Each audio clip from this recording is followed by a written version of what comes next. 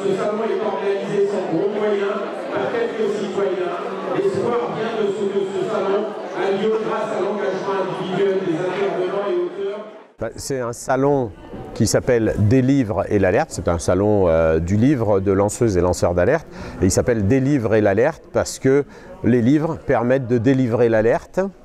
Et surtout, il permet de transmettre un message qui est délivrer l'alerte parce qu'il est injustifiable que des gens, pour avoir publié des informations qui sont graves pour l'intérêt général et qui demandent une réponse urgente de la société, que ces gens-là soient emprisonnés comme Chelsea Manning, comme Julian Assange, comme Rui Pinto, etc. On a plus d'une vingtaine de conférences sur tous les domaines, que ce soit le médicament, que ce soit le climat, que ce soit les pesticides, que ce soit le suicide et le travail, que ce soit les questions de la protection des lanceurs d'alerte, bien sûr.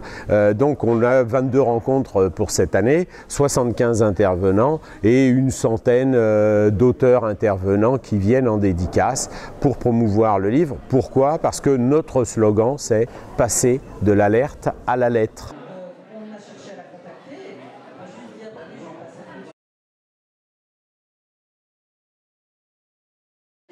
20 minutes n'arrêtait pas de le médiatiser, mais au départ on avait presque l'impression d'un boycott.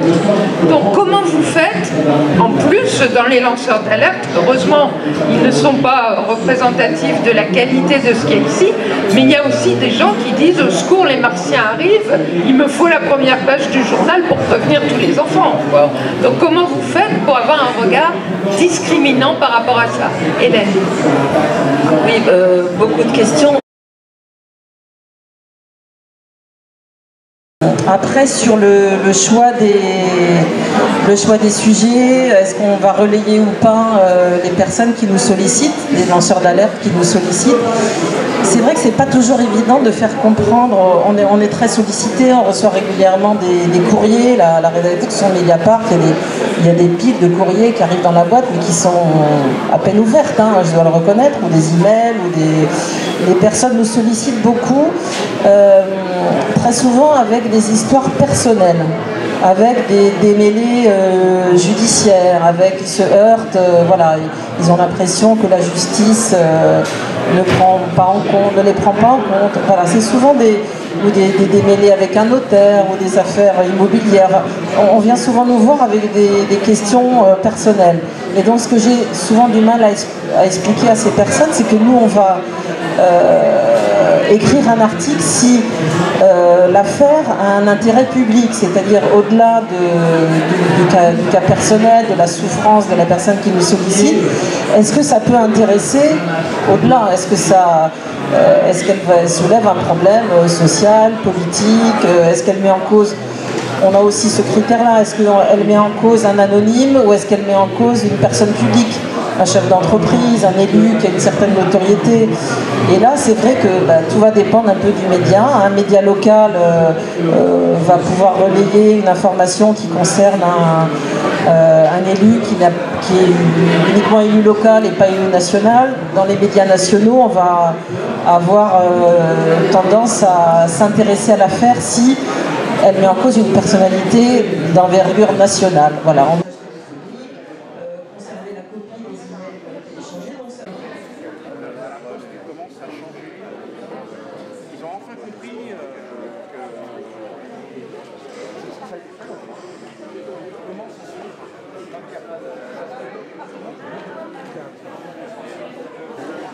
Vous êtes avocat, vous êtes également auteur de Sherpa.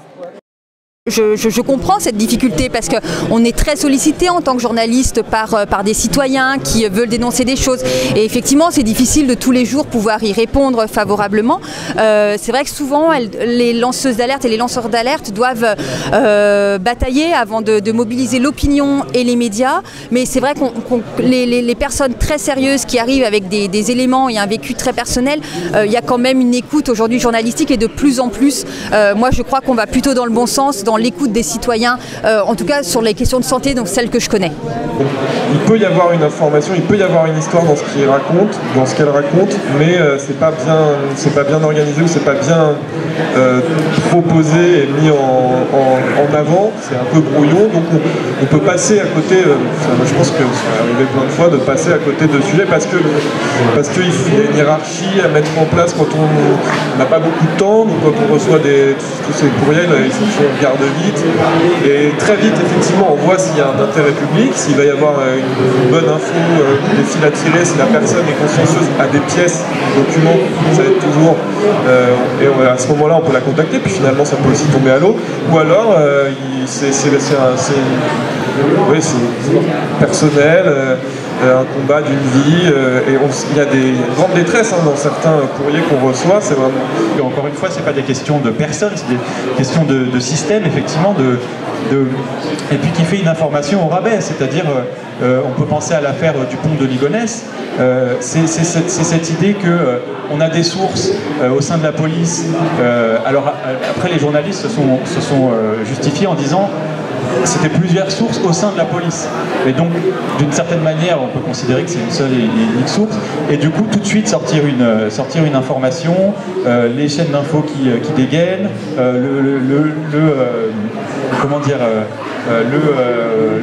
la chaîne qui est dédiée, l'édition spéciale, voilà, qui est tout de suite dédiée avec tous les experts qu'on vient inviter, etc. Et puis après, on se rend compte que finalement, l'information n'était pas vérifiée. Donc, je suis tout à fait d'accord avec l'idée que les gens sont très contents quand ils ont affaire à un journalisme qui fait son travail, un travail d'enquête, qui n'est pas un travail de déférence aussi, parce que par rapport au lien, par exemple, avec la préfecture de police, nous, ce qu'on a beaucoup dénoncé, c'est ce qu'on appelait le journalisme de préfecture, c'est-à-dire qui consiste à relayer, en fait, d'une certaine manière, en mettant des fois les communiqués de la préfecture, ou en tout cas les informations, la manière de présenter les choses de la préfecture, notamment par rapport aux manifestations, mais sans mettre de voies alternatives, de contradictoires, justement.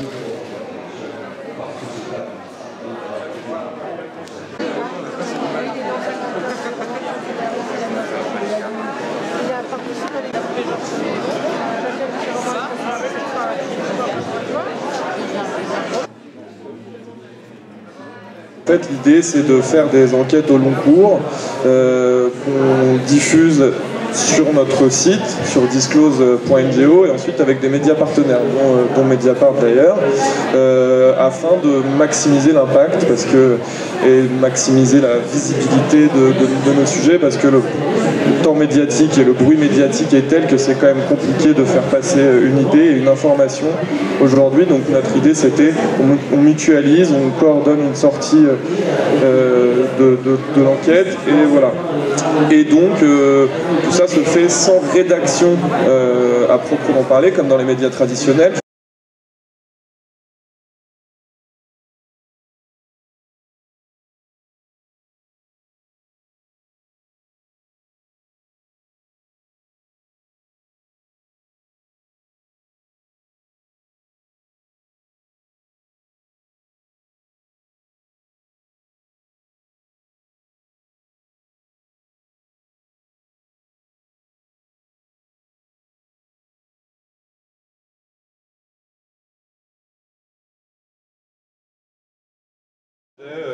D'une enquête pour compromission secret de la défense nationale. Et là, la différence des procédures classiques, il n'y a pas de directeur de la publication qui est visé, d'ailleurs ce serait moi, mais c'est à titre personnel qu'on a été convoqué. On n'est pas dans le cadre de la diffamation classique, on est dans le cadre des lois antiterroristes, donc ça c'est, on parlait d'entrave, ça fait partie des nouvelles entraves, mine de rien, qui aujourd'hui, on est les premiers journalistes quasiment à faire l'expérience de mauvaise expérience de ces lois antiterroristes qui finalement ont pour objet du coup de réduire notre liberté, notre indépendance journalistique. Parce qu'on n'est pas donc dans ce dossier, on n'est pas journaliste, on est juste Mathias Destal, Geoffrey Livolzi, deux individus Alors, c'est ambigu, évidemment, on est journalistes, ils le savent très bien, mais il y a quand même une volonté d'essayer de nous affaiblir dans notre statut quoi, de journaliste. Et cette enquête dure maintenant depuis 6 mois.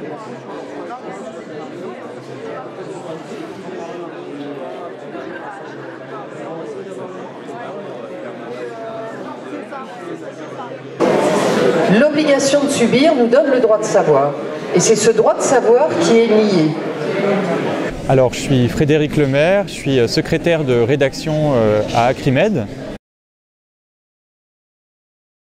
Acrimed, c'est une association de critique des médias qui a été fondée en 1995, en fait, suite aux grandes grèves de 1995, face au constat en fait, d'une couverture médiatique des mobilisations qui était très contestable, notamment une reprise assez large des argumentaires du gouvernement, etc., notamment par rapport à la réforme de la sécurité sociale, et une condamnation entre guillemets des manifestants. Donc c'est quelque chose qui s'est créé un peu dans le sillon aussi de la critique sociologique de Pierre Bourdieu, de la télévision. Donc en 1996 paraît l'ouvrage sur la télévision. Et donc c'est un objet un peu particulier. Acrimed, c'est une association donc, qui mélange en fait des universitaires, des journalistes, des usagers des médias, des militants, avec cette idée d'une nécessaire transformation du système médiatique. C'est-à-dire qu'on considère que si un autre monde est possible, d'autres médias sont nécessaires. Et donc on est vraiment parti de ce point-là. Notre analyse, c'est qu'on reprend aussi en partie l'analyse du sociologue Patrick Champagne, c'est que le journalisme et les journalistes sont soumis à ce qu'on appelle une double dépendance, c'est-à-dire une dépendance vis-à-vis du pouvoir économique et une dépendance vis-à-vis du pouvoir politique. Alors la dépendance vis-à-vis du pouvoir économique, on la connaît, on l'a documenté d'ailleurs justement dans cette carte des grands groupes de médias. Qui tournent beaucoup sur les réseaux. Voilà, donc on l'a fait avec Le Monde diplomatique, où on montre en fait qu'il y a un certain nombre de grands groupes de presse qui contrôlent la grande majorité des grands médias, en tout cas de grande diffusion. Et donc ce contrôle, on va dire, actionnarial n'est pas sans effet sur le travail des journalistes. Donc ça c'est le premier aspect. On peut éventuellement rentrer un peu plus en détail, mais le deuxième aspect, c'est aussi la question politique, c'est-à-dire qu'il y a des pressions politiques qui peuvent être exercées au niveau des rédactions en chef, etc., par les pouvoirs politiques. Il y a aussi un certain nombre de lois que certains commentateurs disent justement liberticides, parce que justement elles contraignent un peu les possibilités pour les lanceurs d'alerte de pouvoir dénoncer un certain nombre de choses. Et donc les journalistes sont pris sous cette double contrainte qui fait qu'il est de plus en plus difficile, effectivement, pour en revenir à votre question, de sortir des sujets, parce qu'il y a cette menace un peu, on va dire, juridique. Tous les articles, quasiment chaque article qu'on a publié sur le Rassemblement national et notamment son financement ont donné lieu à des procès. Il y en a eu un encore ces derniers jours. Donc on a été très prudents. On a mis plusieurs jours avant d'être sûr que justement les personnes incriminées avaient eu le temps de ne pas me répondre. En l'occurrence, personne n'a répondu, mais on leur a laissé le temps de répondre à l'article avant de le publier. Ce que Var Matin n'a pas fait d'ailleurs, puisqu'en fait Var Matin a sorti avant nous l'enregistrement, parce que nous on a attendu un petit peu plus de temps pour le publier, pour voilà, se protéger en cas d'une attaque en diffamation éventuelle du Rassemblement national. Et en même temps, il y a cette, on va dire, cette difficulté en interne de sortir des sujets, parce que les rédactions en chef vont être un peu timides, et peut-être parce que ça va agacer le propriétaire ou les amis du propriétaire. Donc toutes ces contraintes font que c'est de plus en plus difficile, mais en même temps il faut bien signaler qu'il y a de plus en plus de médias indépendants qui sont capables justement de prendre en charge ce travail d'enquête. Et ça c'est quand même quelque chose qui nous rend optimistes. C'est vrai que en tout cas, on sait qu'on est détesté par un certain nombre de têtes d'affiche, que ça nous arrive d'épingler le travail. Après, il y a beaucoup de journalistes, malgré tout, qui sont insatisfaits de la situation que j'ai décrite précédemment et qui voudraient justement pouvoir faire du journalisme. Et qu'on peut dire au sein même de rédaction absolument, de grands titres de presse, de grandes chaînes de télévision. Les journalistes ont envie de faire du journalisme et malheureusement, des fois, sont contraints par rapport à ça. Alors, justement, comment faire pour changer les choses? Alors, on sait qu'il y a la question des médias indépendants qui permettent d'avoir une certaine liberté, etc. Mais ça ne change pas, on va dire. Enfin, il faut bien savoir qu'il y a une grande partie de la population aussi qui dépend de ce qu'on appelle les médias mainstream et les grands médias. Donc justement, nous, ce qu'on défend, c'est que la question des médias est une question politique et qu'il faut des changements, il faut porter un certain nombre de changements au niveau du système médiatique. Vous avez cité la question des aides à la presse, donc nous, on défend justement une refonte intégrale du système d'aide à la presse qui ne devrait pas bénéficier aux grands milliardaires, aux grands groupes de presse, mais qui devrait bénéficier à la presse justement indépendante, à la presse locale qui fait un travail de journalisme et qui participe au pluralisme. Donc là, il y a un vrai enjeu par rapport à cette question des aides à la presse. Après, on considère que il faut réduire dans la mesure du possible l'influence justement des actionnaires, des grands groupes de presse sur les médias. Et ça suppose à la fois donc, ce que je disais sur la refonte des aides à la presse, la possibilité qu'il y ait un soutien public, mais plus généralement, nous ce qu'on considère c'est qu'il faut qu'il y ait une possibilité d'avoir un pôle public qui intègre à la fois un service public qui ait les moyens de faire de l'information de service public, parce qu'on considère que l'information est un bien public, donc il n'y a pas de raison que ce ne soit pas justement subventionné avec de l'argent public. Donc à la fois un service public ambitieux, à la fois des médias indépendants qui puissent être éventuellement subventionnés sans être contrôlés par le pouvoir politique. Et s'agissant du secteur privé, eh bien, si des actionnaires veulent investir dans des médias, qu'ils le fassent avec leur argent, mais il n'y a pas de raison qu'ils soient subventionnés. Donc là, on voit qu'il y a déjà un travail énorme par rapport à ça, de refonte justement. Mais alors par contre, il faut bien souligner que c'est des choses qui ont pu exister par le passé. C'est-à-dire que l'idée justement, l'interdiction pour un industriel d'être présent dans différents secteurs médiatiques, surtout quand on dépend de la dépense publique, comme par exemple c'est le cas de Bouygues pour le groupe TF1, c'est-à-dire que là on se rend compte qu'il y a un vrai problème parce qu'il y a la possibilité c'est un groupe qui dépend de la dépense, des contrats publics, des commandes publiques et en même temps qui peut monnayer son influence médiatique par rapport à ça. Donc là il y a des conflits d'intérêts évidents. Il y a des propositions dans certains partis, portées par certains partis politiques en tout cas, qui peuvent aller dans le bon sens. Malheureusement, ces 10 et 20 dernières années, on est plutôt allé dans le sens, on va dire, inverse, de laisser de plus en plus de marge de manœuvre aux grands industriels. Mais on pense qu'avec la prise de conscience actuelle, il y a une possibilité vraiment et il faut pousser vers ça, que ce soit les médias indépendants, les associations comme Acrimed, les forces politiques, associatives, syndicales, parce que les syndicats de journalistes aussi ont envie, encore une fois, que ça change.